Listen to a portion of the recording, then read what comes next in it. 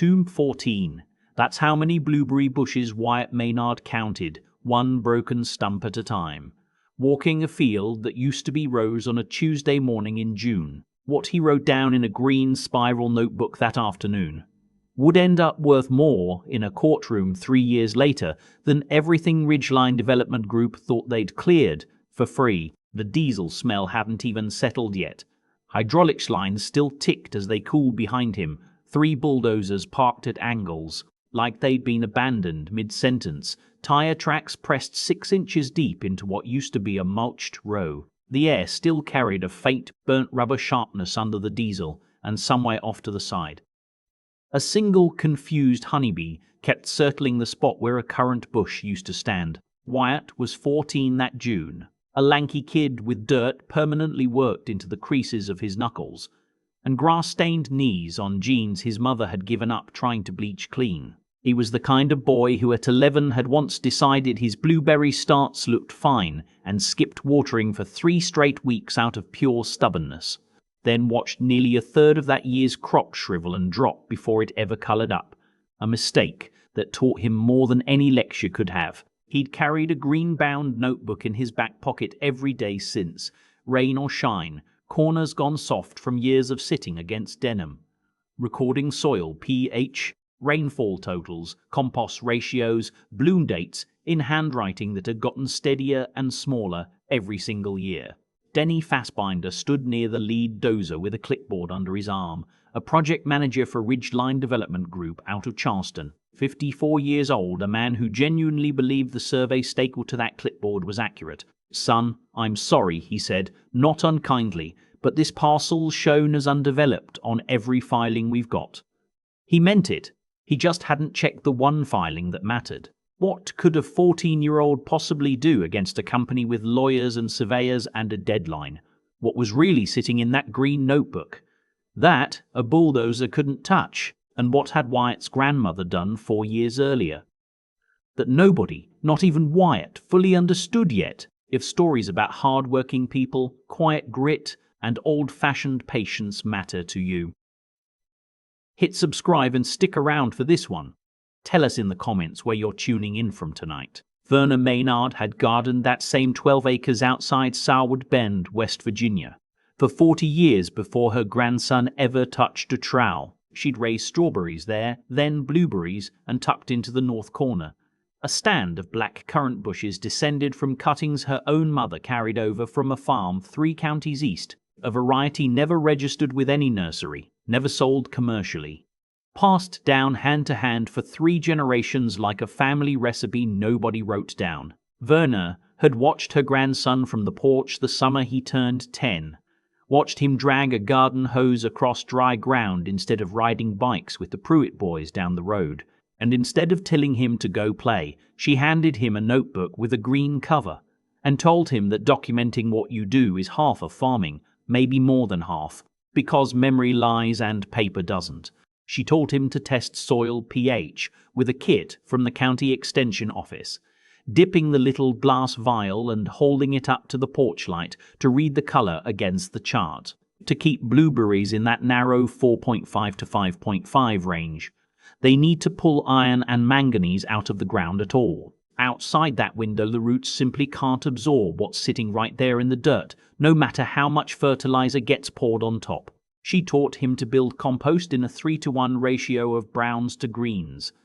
Dried leaves and cardboard against grass clippings and kitchen scraps, turned every 10 days so it broke down clean instead of souring into something anaerobic and useless. She taught him to walk the rows at dawn in May with a little spiral counter clicker in his hand, tallying bees per 100 blossoms, because a solid pollinator corridor could mean the difference between a full crop and half of one. And half a crop on 12 acres was the difference between paying the property taxes and not. What most people driving past on Route 33 saw was a scrubby-looking hedge and a boy hunched in the dirt with a notebook. Verna saw 4 decades of soil work finally coming into its own, the way a fire needs years of banked coals before it holds a steady, dependable heat.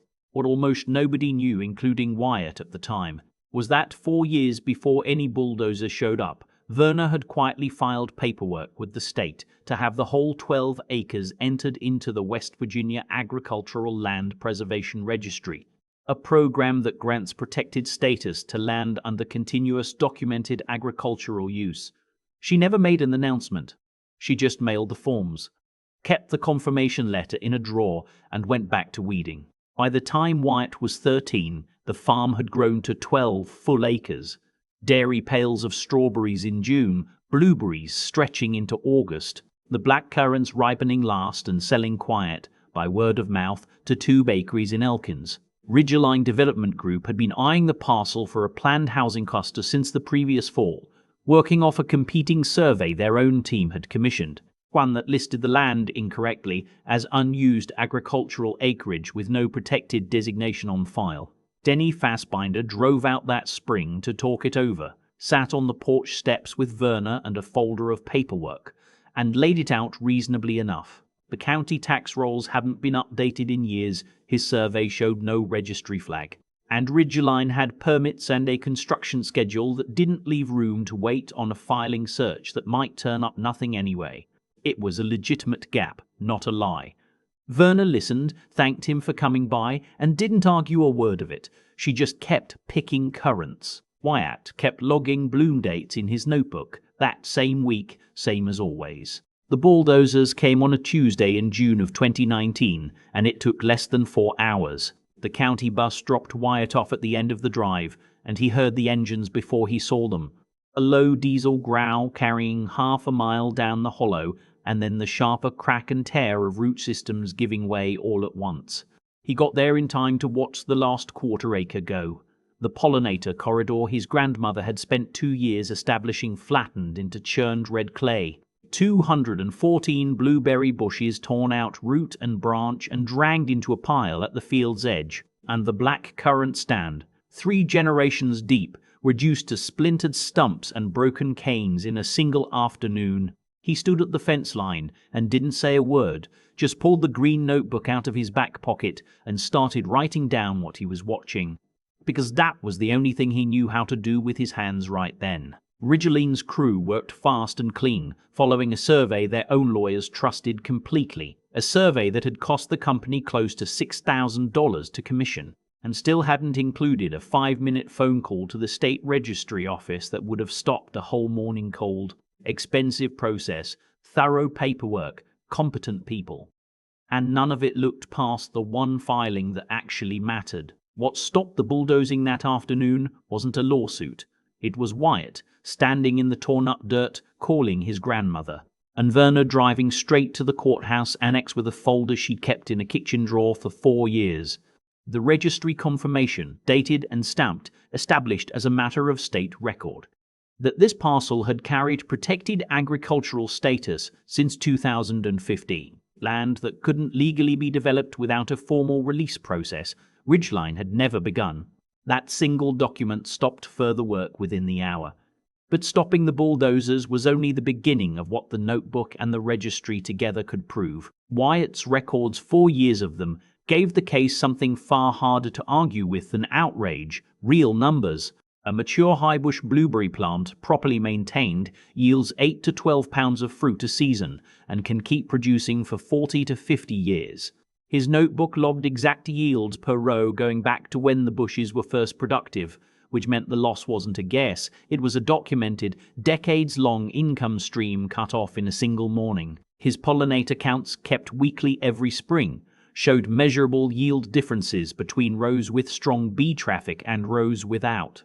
Evidence that losing the corridor wouldn't just cost the bushes themselves, but roughly half the yield on everything nearby that survived. His compost logs and pH readings, kept consistently since he was 11, documented years of soil amendment that an appraiser could translate into real dollars, because organically conditioned soil with a stable nutrient profile carries a measurably higher agricultural value than raw acreage. The kind of improvement that normally takes a decade to build and about 4 hours to destroy. And the black currant stand, 3 generations of unregistered but demonstrably continuous cultivation, was valued not as ornamental shrubbery, but as a living genetic line with its own documented history. something no amount of money could simply regrow on a construction schedule. When the case finally reached a courtroom 3 years later, Wyatt was 17, sitting beside his grandmother with the same green notebook, its cover soft and grey now from years of back pockets, laid open on the table in front of him. Denny Fassbinder testified for Ridgeline, and when it came his turn under questioning, he didn't dodge it. He said the company's survey should have included a direct registry check, and it hadn't. Called it his own oversight more than once, and said he was sorry for what happened to that ground. He wasn't fired over it. He came back out to Sourwood Bend that fall on his own time, and asked Verna if she'd walk him through what proper documentation for a small farm actually looked like, so it wouldn't happen to somebody else's land on his watch. Ridgeline settled, funded the replanting of the pollinator corridor and the blueberry rows, and covered propagation costs for what could be salvaged of the blackcurrant rootstock. Though everyone involved understood 3 generations of growth couldn't simply be refunded back into existence. Word of the registry program, mostly unknown before, spread through 3 counties over the following 2 seasons. Not through any campaign, just neighbor telling neighbor at the feed store. The way most useful things travel in that part of the state. Wyatt still keeps a green notebook in his back pocket.